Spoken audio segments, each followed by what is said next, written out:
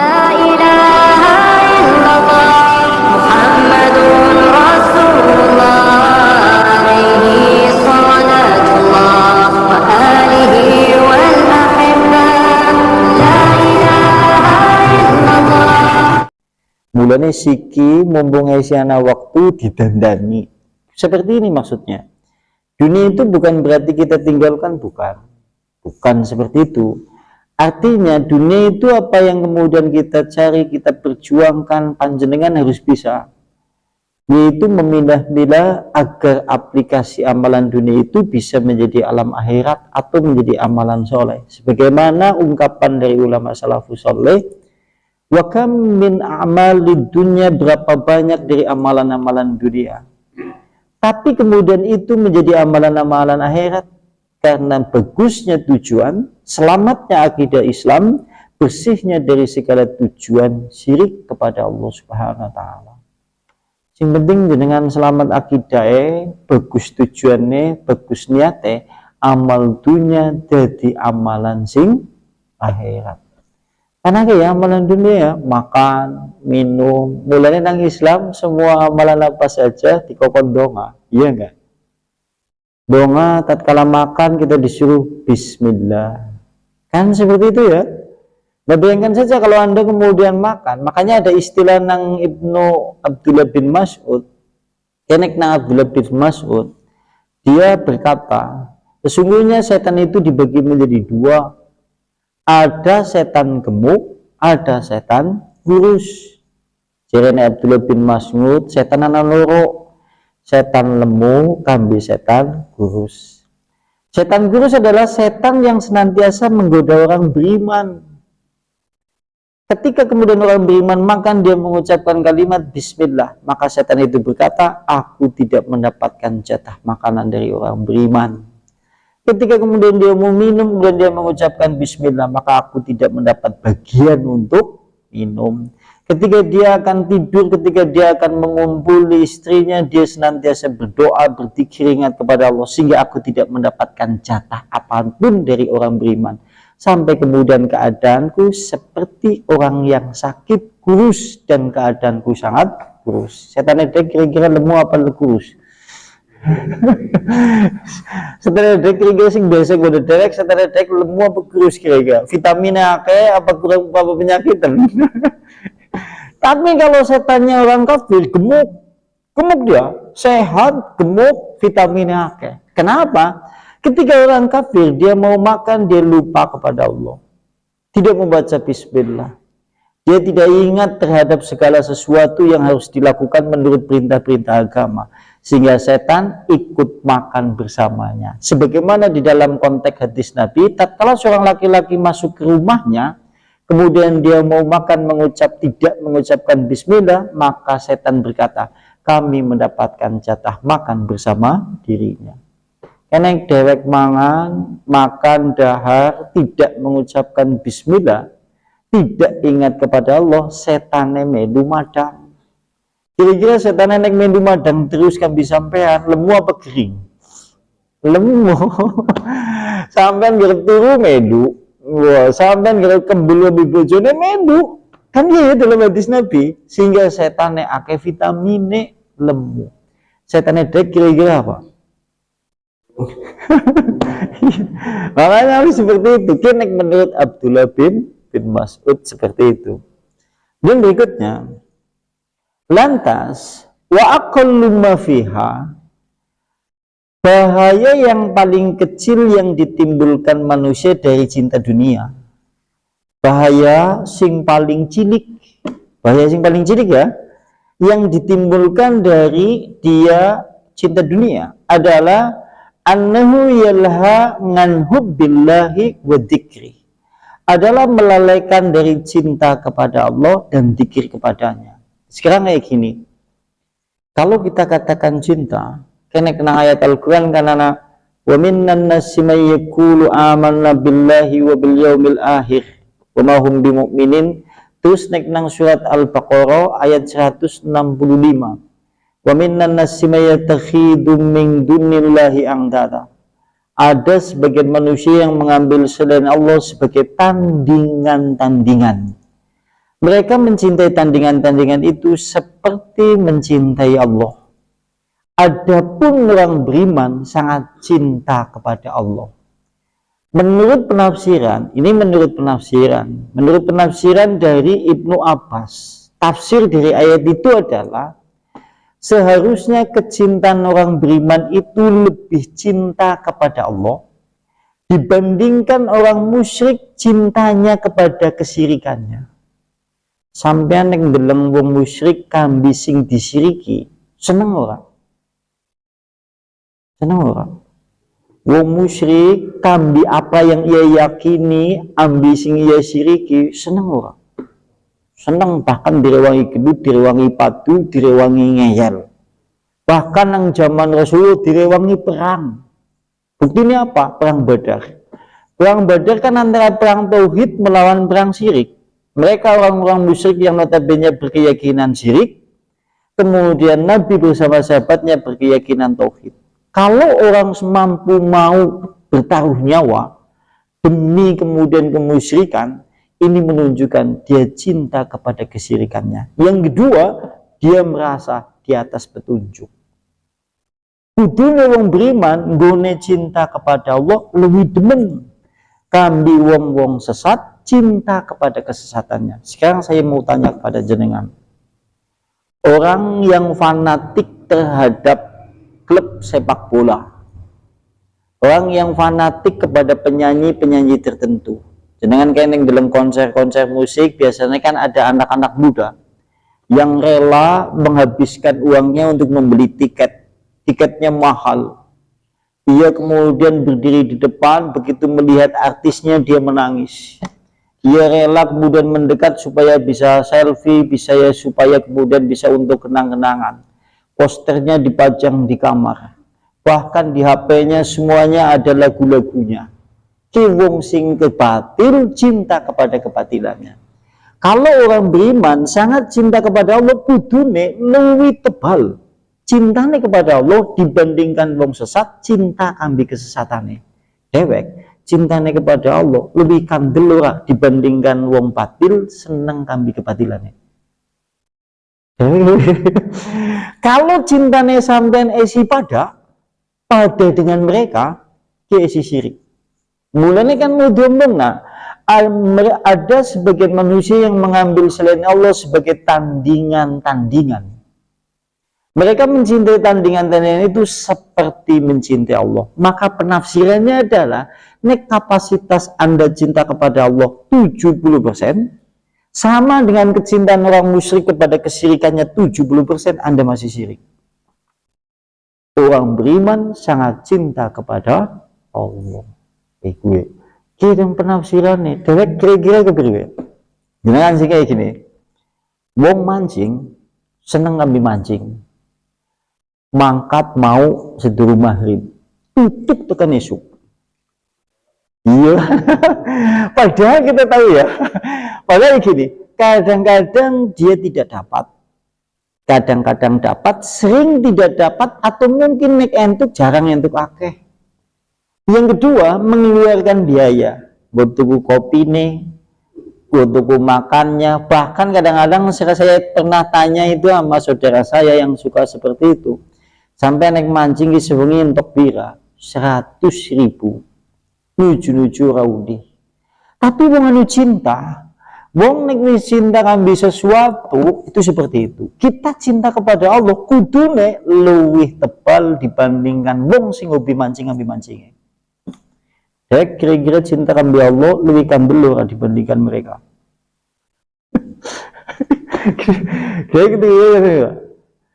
Contoh kayak Mas. Contoh kayak Ahina. Saya pernah pulang kayak ngaji berkenang si Dayu udan-udan gerimis-gerimis. Ya gerimisnya malah banter lah. Saya pulang lewat jalan sing blibiran kali, terus nang kana ana wong nganggo mantol plastik, nganggo sepatu boot, wis dalane sepi, dheweke nang pinggir kali mancing. Terus dadi mandek wong yang anu kenal. Lagi ngapa Mas? Mancing. Nah, udan-udan lagi apa mending ora sampean nang omah bae. Nang makan kepenak, ngopi jagongan kan lebih kepenak. Tapi cirine dheweke domong, aku nek durung gletakna joran nang kali. Sekalipun ora tak pikiri, sing penting nyong wis gletakna joran nang kali. Bu jam pira bae. Dheweke jerene sedurung nang kono wis mengpatang lokasi sing kabehan panggonane peteng-peteng. Memungkinkan mbok ana ula ada sesuatu yang wangi-wangi, tapi ia lakukan. Kenapa? Cinta. Nah, cintane kita kepada Allah harusnya ngungkuli. Cintane tukang mancing, ambil mancingnya. Kudune wong beriman lebih dhuwur cintane kepada Allah dibandingkan wong mancing kambi sing seneng mancing sing kaya gue. Kira-kira kepriwe? Gunanya kalau kadang-kadang nyoncokane nyinggungi bae ngantuk soalnya iki nggo pendidikan jiwa. Dhewek ki mengaku cinta kepada Allah aja ngasih jenengan nek lagi ibadah ki ngantuk. Wong mancing iku dilakoni kok. Dhewek sing cinta kambi Allah mung geden-gedene sejam ora bisa. Wong mancing mulai kan maghrib tekan subuh bayangna. Apa mending dhewek ngetokno duit 100.000 ngutu kopi ngutu panganan. Dewek kemudian duduk seperti ini sejam ngantuk 20 menit. Kira-kira naik masuk dalam kacamata tauhid, dewek golongannya hamba apa coba? Mulanya kan saya sering ngomong kepada jenengan, karena ini kita berbicara masalah kita adalah hamba Allah, kemudian mempelajari konsep tauhid yang dibungkus dengan tauhid dan dibungkus dengan zuhud kepada Allah. Tujuannya apa? Supaya kita memang menjadi orang-orang yang betul-betul lurus di dalam memiliki sisi keyakinan kepada Allah. Contoh mending ya Mas, contoh. Sing jenenge contoh. Sampeyan ning deleng wong sing seneng ngambil bal-balan, kadang-kadang jadwalnya jam 2:30, 3:30, jam 2. Pemilik Piala Champion, Piala Champion kadang-kadang kan mengi. Kadang-kadang mereka wis siap-siap awane turu nggo siap-siap engkau wengi kerep melekan. Begitu nanti dia sudah mempersiapkan kacangnya, kopinya, layar sing kerep ditancepna wong nganggo proyektor dan yang lain-lain ya. Begitu jam tayang jam 3 sebelum bal-balan itu dimulai, jam 2 TV-ne wis murup. Ya mbok. Jam 2 wis murup. Engkau nek wis mulai sing ngantuk dadi orang ngantuk. Sing ngantuk dadi orang ngantuk karena wis mulai seneng masalahnya. Tanya kalaupun kau ngantuk dheweke golek inisiatif kepriwe meng carane orang ngantuk. Nek ngasih ketinggalan ora deleng, ngesuk ngajuk ora eling-eling, sapa-sapa wis ditakoni, membengi bal-balane pira kosong. Aduh nyong ora deleng. Ki wong sing seneng kambi bal-balan, dewek cinta kepada Allah kudune luwih dhuwur cintanya kepada Allah dibandingkan mereka cintanya kepada sepak bola. Anak sampean sing suatu saat garap sholat subuh jam 2 wis siap-siap. Sing ana dewek wis adzan subuh angkok urung komat. Lalu coba kalah jenengan cintane kambi tukang mancing ambil mancingnya, kalah jenengan cintane kepada Allah dibandingkan wong sing seneng bal-balan kambi bal-balane.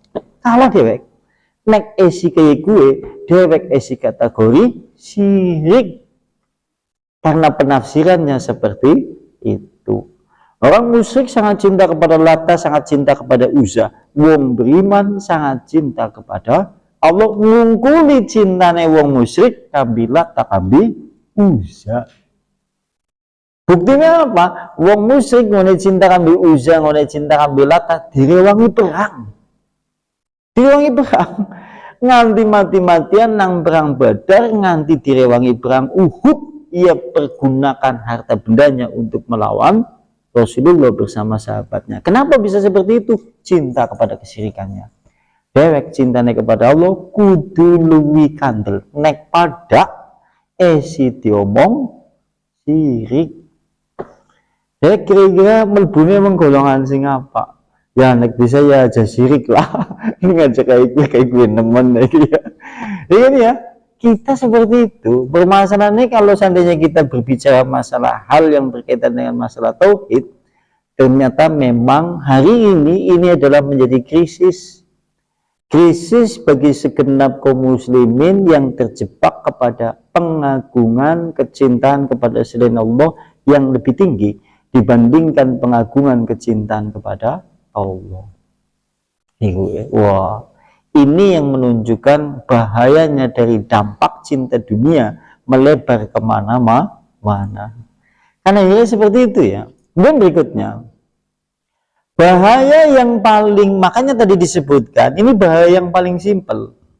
Bahaya yang paling ringan, yang paling kecil dari kecintaan dunia adalah melalaikan dari cinta kepada Allah. Bahaya ini, kalau Anda memiliki kecintaan selain Allah banyak, termasuk dampak dari pengaruh cintanya dunia, pengaruh cintanya kepada Allah berkurang. Bien sedurung sawai amba sampai nisi serkep, ngone ngaji, ngone sholat jamaah belum pernah telat. Siki begitu akeh wis kesel, terus akhirnya telat-telatan. Ki pengaruh sing paling kecil dari cinta dunia, sekalipun jenengan esi melaksanakan kewajiban, tapi melalaikan atau kemudian menjadikan cinta kepada Allah berkurang karena kadar cinta kepada dunia membesar.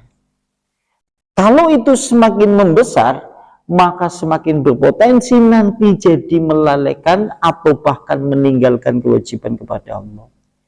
Nek berpotensi membesar cintanya dunia, akhirnya kemudian kewajiban kepada Allah bisa ditinggalkan suatu saat. Kalau suatu saat kemudian kewajiban kepada Allah kemudian ditinggalkan, maka ini yang dimaksud cinta dunia yang mengakibatkan manusia menjadi syirik.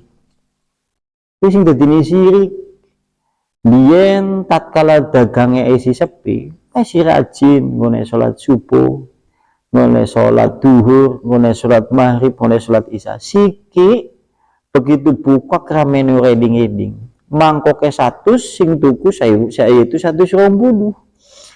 Gue kat esuk nanti tekan sore. Akhirnya begitu kemudian sholatnya cepet, jarang memejit, dongane klepat-klepat. Gue, nah begitu wengi kudune ngaso dheweke wis mulai olah-olah mau persiapan ngesuk. Akhirnya kemudian aktivitas ia habiskan dunia itu bertahun-tahun seperti itu, sampai akhirnya kemudian dia tenggelam di dalam kehidupan dunia. Dheweke akhirnya lebih ngajak kambidunya daripada ngajak menyanyiakan kewajiban kepada Allah. Kira-kira nek wong wis terjebak pada hal-hal seperti itu, lebih sedih baksone ora payu, lebih sedih sotone ora payu, lebih sedih dagangane ora payu, apa lebih sedih daripada menunda-nunda sholat? Kira-kira sedih sing di dheweke. Wah, menyanyiakan sholat, Masya Allah. Masya Allah, kira-kira sedih sih ngendi. Sampean kalau suatu saat dibandingnya sedih menyanyiakan sholat, mau nekut biasa jamaah tepat waktu terus, suatu saat dengan tersia-siakan akhirnya orang keumanan, yaitu rakaat pertama pada saat jenengan bermakmum kepada imam karena ditopang oleh sibuknya dunia. Jenengan lebih ngajok orang kebagian serakaat bersama imam, apa lebih ngajok panene gagal? Dari kan kira-kira segini. Wah, sholat kan gampang ya, panennya kan mesti gitu. Bukan masalah itu, ini berbicara masalah konsep kok. Konsep di dalam manusia menjadikan hatinya lebih cenderung kepada Allah. Dia sing dikira-kira. Ya, wah, engkau orang-orang seperti itu terbukti mau rame suatu saat na Allah kurangi dari cobaan. Qadarullah akhirnya kemudian diberi cobaan. Uang yang selama ini untung dari berdagang ia kumpulkan habis untuk mengobati istrinya. Anaknya menyusul sakit juga. Dagangannya sepi, pengunjung yang tadinya ramai. Nah, konek kayak gue lah nembek gone sholat mandan kusuk maning. Ning perlu diingat, khusuknya orang-orang seperti itu janjane motivasi dunianya. Jadi motivasi dunia ini terbukti engkau naik rame maning, wis ora kelingan mengallo maning. Terbukti itu seperti itu. Kebanyakan manusia hari ini itu seperti itu kondisinya. Ini yang dimaksud dari tenggelam atau kemudian mabuk karena dunia. Sing jenenge wong mabuk apa? Ora sadar. Ora sadar dia. Sadar tatkala kemudian dia setelah mengetahui berada di dalam liang lahat, menyesal dan dalam keadaan rugi. Aku masih ngikutin model. Oke ya. Dan banyak kalau saja kita katakan yang seperti